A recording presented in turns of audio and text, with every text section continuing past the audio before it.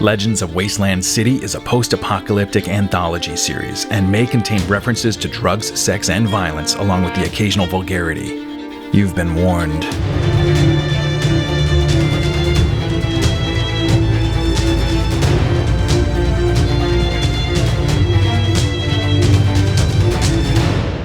The Ones Who Came Before, Chapter 8.1.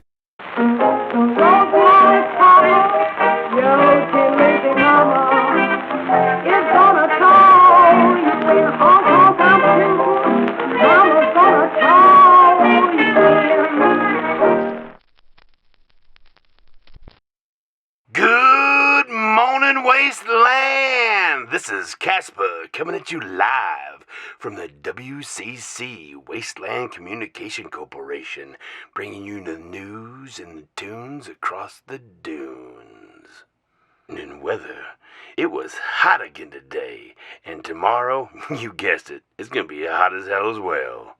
We did see a dust storm kicking up in the north, but it's been dead still along the road. And now, listeners, it's time for this week's Story of Survival. Brought to you, as always, by us here at the Wasteland Communication Corporation and Duke's Nukes. If you have radar problems where you are, you can protect yourself. All it takes is a clean gun and a handful of fresh bullets to stop them in their tracks. Duke's Nukes. Self-defense is booming. And on that note, I'll have you know, the Dead Raider Jerky Company will be paying handsomely for your kills. Bring your fresh radar carcass down to Dead Raider Jerky Outpost in Bosstown for your fine bounty. Dead Raider Jerky. Fuck it, let's eat the bastards.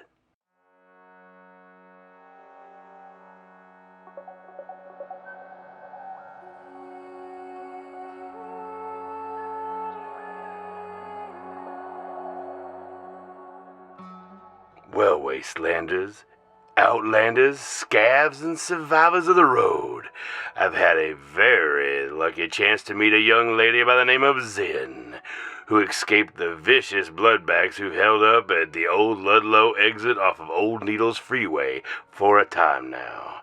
If you happen to be traveling along that stretch of road, I would suggest maybe steering clear of that exit for a while now. Those BloodBacks have been known to shoot passers-by on sight. They're a bloodthirsty bunch led by a man who goes by the name of Zealot. Seems a little self-righteous if you ask me, don't you, listeners? Not much is known about him, though, but we do know that he'll stop at nothing to get whatever the hell he wants. And now that's where our story starts, my friends. You see, Zealot and his band of raiders have been posing as regular outlanders in order to scout out other camps before completely wiping them out. They'll go in looking for a trade or even asking for handouts, but they're really checking out your defenses, scouting your numbers, and seeing what else you have that they might want. Some of you may have heard of that little cattle ranch east of Bosstown that got hit a couple weeks back. Well, it turns out it was those BloodBacks. A few of them showed up on numerous occasions posing as regular survivors, but they returned with a whole BloodBack army, fully armed and with bullets flying. They didn't make demands. They didn't even give them time to run, but instead gunned every last rancher down where they stood. That is, except one. You see, Zen was alone working in the field at the time when the bullets started flying. And it was just by chance that one of the BloodBacks, one of the imposter BloodBacks, who was first to find her in the fields. He went by the name of Jonesy, and he had fallen madly in love with the beautiful Zen while he and a few others were scouting the camp. That's right, he, along with a few other BloodBacks, would visit Zen's camp and trade for the meat, cheese, and cattle hides they provide. And of course, Zen would be there to meet them, since she was often the one working the little storefront. And while Jonesy was watching her, and maybe, just maybe, she was watching him too. Zen had no idea that he was helping to plan the destruction, the desolation of her entire camp. Zin was tending to the cattle when she heard the first gunshots and turned to see hundreds of BloodBacks attacking her camp. They had knives, clubs, guns, sharp sticks, and hell, they even had a machine gun mounted in the back of a truck. She knew that her tribe was unarmed except for a couple small handheld weapons, and so she started running as fast as she could back to that camp. But she was cut off by a dirt bike ridden by Jonesy, you know, the one who loved her so. He pointed his gun right at her, stopping Zin dead in her tracks, before revealing himself from behind his mask. He told her to lie down and wait for them to leave. She was scared, so scared. So she did. She lied down right there in the high grass on a pile of cow flop. Jonesy turned his gun to the ground near her and fired a shot, just in case, any of his own were watching. So it looked like he had shot her dead. And then he rode off, leaving her there until it was all over. Now, by the time Zin got back to her camp, the BloodBacks had murdered her entire tribe, including her family, and had run off with most of their cattle. The ones they didn't take, they shot them dead. They had cleared out the entire store and had taken the clothes off the dead ranchers. The buildings that there were burnt to the ground. She spent a day doing nothing but mourning for her family, and another 3 whole days just burying her dead. But during that time, her need for revenge grew deep down inside her, and she knew that she wouldn't rest until Zealot's body lay cold dead on the ground. So she left her camp with nothing but the clothes on her back and the rusty blade her father had given her so long ago. She snuck up on the BloodBacks camp in Ludlow, where they were living in the old restaurants, gas stations, and the old motel. She stayed hidden for 3 days, watching them, learning their moves, and was able to find where Zealot slept.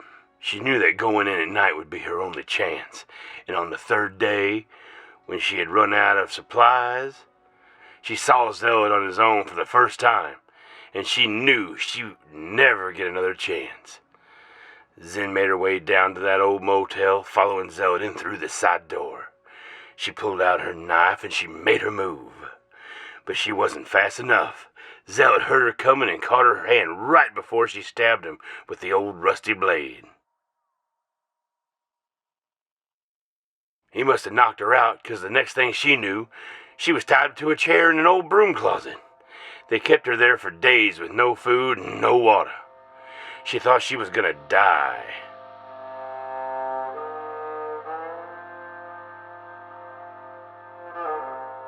But the BloodBack who loved her snuck in. He gave her water to drink and a bag of food and tried to release her. They'd run together. Now Zin was rightfully pissed off at Jonesy for what he had did, but she wasn't gonna argue with the one trying to set her free. She planned to kill him the first chance she got, but only after they escaped this raiders' camp. But it wasn't in the stars. See, they were both caught by the BloodBacks' elite guards, known as the Bulwarks. They're Zealot's commanders, and the only way to make it to that rank is by being the most ruthless and completely loyal to Zealot as you can be. Zin was taken to the old radio room, which turned out to be the catalyst to her survival, but we'll get back to that in a second, because for the moment, it looked like Jonesy might have talked himself out of any trouble. You see, as Zin was carried away by a couple bulwarks, she heard Jonesy saying that he had saw her escaping and was only chasing her to bring her back. But his story, even though it worked for the time, wouldn't pan out. Zealot didn't believe him. He beat Zin inside that radio room to find out how she escaped, though it didn't take more than a couple strikes. She wanted him dead anyway. There's no mercy for raider scum. She looked Zealot dead in the eye and told him that one of his men had freed her. Zealot stormed out, leaving her in that hot coffin of a cinder block room. And once again she was left alone, preparing herself to die there. Until, by chance, a young member of the Dukes of the Nuke, from right here in this camp that surrounds the Wasteland radio station, happened upon the BloodBacks camp looking for a vacuum tube. That's right, many of you listeners may have noticed that we were off the air for a time, and well, it's because our amplifiers work off a series of vacuum tubes. With one broken, we can't broadcast. Well, against better judgment, that young Duke headed out into the desert to the only other radio tower he knew to find a replacement. He snuck into the BloodBacks camp in the early morning when most of them were asleep, and made his way to the radio room where Zen was being held prisoner. Well, with a little effort, he was able to break the lock, and the two of them hightailed it back here to the Duke's camp, but not without a handful of BloodBacks on their tail. They ran across the desert with four of them close behind. Of course, the Dukes made quick work of the Raider scum, and Zen is now safe and sound here with us.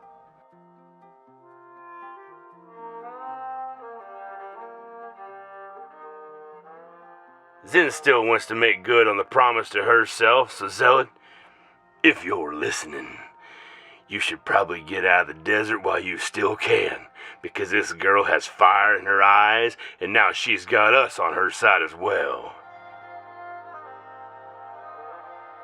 Well, that's it for this week's story of survival. So to all you Wastelanders out there, thanks for tuning in. I'm Kasper, and you're listening to Wasteland Radio, last of the FM broadcasters. Now here's another hour of music that you've heard many times before.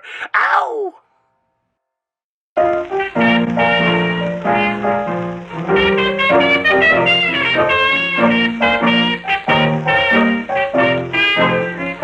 Feeling fine this morning, all evil and blue.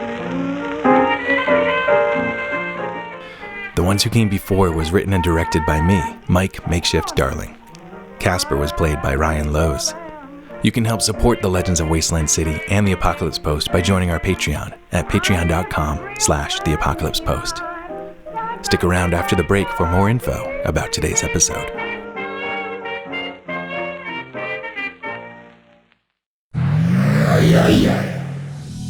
Hey survivors, if you want to help support the Apocalypse Post and get some rad merch in exchange, head over to theapocalypsepost.square.site, where you can pick up some patches, postcards, or our newest edition, a set of guitar picks. Or get yourself a limited edition Apocabob pin. This little man is showing the world that all it takes to survive the end times is a gas mask and a dream of, well, just staying alive. Hey survivors, thanks for tuning in to this bonus episode of The Ones Who Came Before. As you can hear, I'm a little sick this week, so I don't know what to say about that, other than I'm glad it's now and not closer to the event, because I got a lot of prep to do. And of course, the event is Wasteland Weekend, coming up in less than a month. Oh my gosh, it's coming up so fast. So yeah, a little bit behind what's going on in this story. I really liked what Ryan was doing with Kasper, and since in episode 7, we learned that Wasteland Radio broadcasts stories of survival, and that Kasper was going to interview Zin so that he could add her story to the broadcast, and Ryan still had the recording kit I sent him, I figured I'd write up the story the way that Kasper, heard it from Zin. It's a bit of a recap of the first 6 chapters, but we learn a few more things about Zin's capture and her escape, like how Jonesy had a little crush on her, and maybe she had a little crush back. I think that makes his betrayal all the more soul-crushing, but when you're a member of the BloodBacks, it's not wise to disobey Zealot. So what'd you guys think of this little taste of what Wasteland Radio is broadcasting on a regular basis? With these last episodes, I've been mixing in a bit more of the non-cinematic music that would be playing in the camp, always trying to give a little bit of that Fallout feel. There's just something about this vintage-sounding music that gives just the right feeling to a world long forgotten. Now, Wasteland Radio is, of course, a real thing that happens at Wasteland Weekend and has been around since the beginning.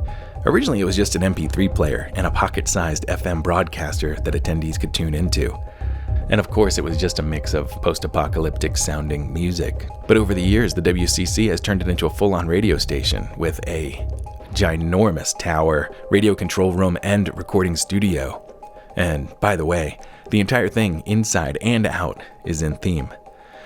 And they play post-apocalyptic sounding rock for most of the day, along with original commercials created by the Wasteland community. They do Fallout music mornings and interviews with the bands on the days of their performances, and of course way more. It's really cool to tune into 88.3 FM on your way into the festival and have the station kick in for the last mile or so of the journey to get you in the right mood. Now, the music in the actual Dukes of the Nuke camp tends to be a little bit more like 70s and 80s rock, since War Chief Grimm is a huge Motorhead fan. But that really amped up after 2017 when the Dukes and the WCC started camping separate again. Not because anything went wrong, we just both turned into absolutely huge camps, and we both needed more space. And speaking of the Dukes, I forgot to mention in the last episode that one of our newest members, who goes by Valhalla, who you may remember from the fire ants incident, has made some Dukes of the Nukes keychains to add to our on-site merch store this year.